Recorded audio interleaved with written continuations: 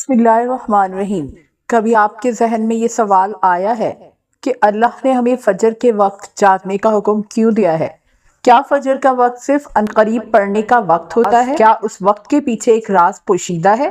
وہ راز کیا ہے؟ اس راز کو جاننے کے لیے ضروری ہے کہ ہم پہلے نماز کے بارے میں جانیں، جو ہم پر دن میں 5 مرتبہ فرض کی گئی ہے، اور یہ 5 نمازیں کس طرح فرض ہوئیں۔ اس کے پیچھے بھی ایک شاندار وجہ ہے، جس کا مظاہرہ سفر معراج میں اس وقت ہوا جب حضرت محمد صلی اللہ علیہ وآلہ وسلم اللہ سے ملاقات کے لیے وقت کے انتہائی مختصر حصے میں 7ویں آسمان سے بھی آگے تشریف لے گئے تھے۔ اس رات اللہ تعالیٰ نے ایک خاص پس منظر میں اپنے حبیب صلی اللہ علیہ وسلم کو آسمان پر بلایا اور اپنے خصوصی انعامات سے نوازا۔ اس مبارک سفر میں اللہ تعالیٰ نے اپنے قرب خاص سے نوازا، انبیاء کرام سے ملاقاتیں کروائیں، جنت و جہنم کا مشاہدہ کروایا، اور نیکیوں کے اجر ثواب اور بروں کے انجام و عذاب کا نظارہ کروایا۔ اس عظیم سفر میں بہت سے انعامات سے نوازا گیا، جن میں خاص انعام امت کے لیے نماز کا تحفہ بھی ہے، اور قیامت تک کے لیے انسانوں کو اپنے معبود اور خالق سے قریب تر کرنے کا عظیم تحفہ اور عبادت یعنی نماز اسی سفر میں عطا کی گئی۔ معراج کی رات جب آپ صلی اللہ علیہ وسلم کو اللہ نے 50 نمازوں کا حکم دیا تو حضرت موسیٰ علیہ السلام کے کہنے پر آپ نے اللہ سے 50 نمازوں میں نرمی کی درخواست کی، اور ایسا کئی بار ہوا، یہاں تک کہ اللہ نے امت محمدی صلی اللہ علیہ وآلہ وسلم کے لیے دن میں 5 نمازوں کا حکم دیا، جس کے بعد بھی حضرت موسیٰ علیہ السلام نے آپ صلی اللہ علیہ وآلہ وسلم کو 5 نمازوں میں کمی کے لیے اللہ کے پاس ایک بار پھر جانے کا مشورہ دیا،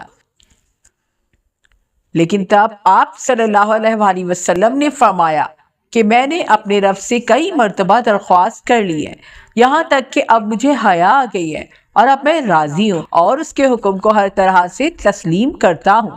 ہر نماز پڑھنا ضروری ہے، اور یقیناً آپ کے لیے بھی نمازوں میں سب سے زیادہ مشکل نماز فجر کی نماز ہوگی، جس میں نیند کا غلبہ اس قدر ہوتا ہے کہ انسان بمشکل اٹھ پاتا ہے، لیکن دن کے اس خاص حصے میں جو راز پوشیدہ ہے اسے جب آپ جانو گے تو یقین کریں کہ آپ فجر کی نماز کبھی نہیں چھوڑنا چاہیں گے۔ یہاں نماز فجر کے کچھ فضائل سماعت فرمائیں۔ 5 نمازوں میں سب سے اہم نماز فجر کی ہے۔ اس کی اہمیت کا اندازہ اس بات سے لگائیں کہ اللہ تعالیٰ فجر کے وقت کی قسم اٹھاتے ہیں اور فرماتے ہیں، قسم ہے فجر کی اور 10 راتوں کی اور جفت اور طاق کی اور رات کی جب وہ چلنے لگے، یقیناً ان میں عقل مند کے لیے بڑی قسم ہے، الفجر۔ حضرت عائشہ صدیقہ رضی اللہ تعالی عنہا سے روایت ہے کہ حضور اقدس صلی اللہ تعالی علیہ وآلہ وسلم ارشاد فرماتے ہیں، فجر کی 2 رکعتیں دنیا و ما فیہا سے بہتر ہیں۔ صحیح مسلم حدیث نمبر 725۔ یاد رکھیں کہ فجر کی باجماعت نماز ایک مسلمان کی صداقت اور اس کا ایمان پرکھنے کی کسوٹی ہے۔ عبداللہ بن عمر رضی اللہ تعالی عنہ فرماتے ہیں، ہم اگر فجر اور عشاء کی نماز میں کسی آدمی کو نہ پاتے تو اس کے بارے میں اچھا گمان نہیں رکھتے تھے۔ المعجم الکبیر طبرانی۔ فجر کی نماز جہنم سے حجاب ہے۔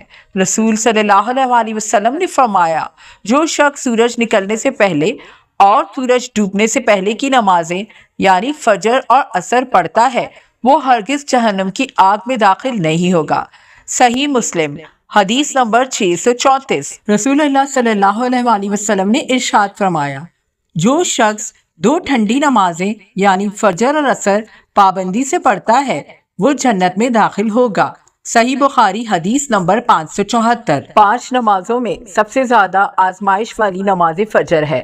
یہ وہ وقت ہے جب نیند سب سے گہری ہوتی ہے اور نفس ہمیں سونے کے بہانے دیتا ہے، لیکن یہی وہ وقت ہوتا ہے جب آسمان پر ایک حیرت انگیز منظر ہوتا ہے، فرشتے زمین پر لینڈ کر رہے ہوتے ہیں اور نیکیوں کے دفتر کھول رہے ہوتے ہیں اور قسمت کی چابی گھمائی جا رہی ہوتی ہے۔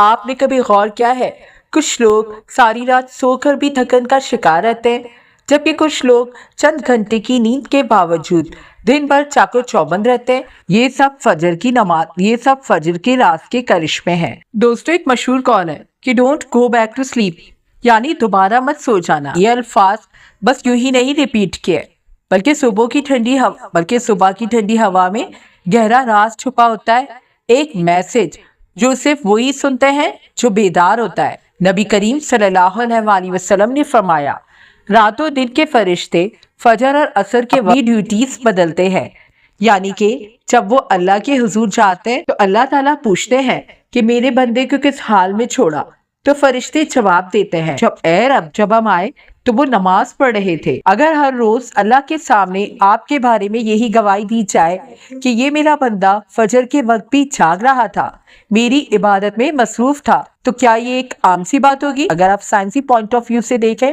तो फजर के वक्त जमीन पर ऑक्सीजन की मिकदार सबसे ज्यादा होती है, जो दिन में तवानाई लेने के लिए बहुत जरूरी है। जो लोग उस वक्त सो रहे होते हैं वो ताज़ा हवा और कुदरत की एनर्जी से महरूम रह जाते हैं और दिन भर थकन, सुस्ती और चिड़चिड़ेपन का शिकार हो जाते हैं। नबी करीम सल्लल्लाहु अलैहि वसल्लम ने फरमाया, जो शख्स फजर और असर की नमाज का एहतमाम करे जहन्नुम में दाखिल नहीं होंगे। ये फैसला अब आपके हाथ में है कि आप सोते रहेंगे और अपनी किस्मत को बेबसी से देखेंगे, या फिर आप बेदार होके इन इबादत को अपने हक में लिखवाएंगे। जो लोग फजर की ताकत को जान लेते हैं उनकी जिंदगी में हैरत अंगेज तब्दीलियां आती हैं, और वही लोग कामयाब होते हैं, वही लोग खुश रहते हैं और वही लोग अपने रब के करीब हो जाते हैं।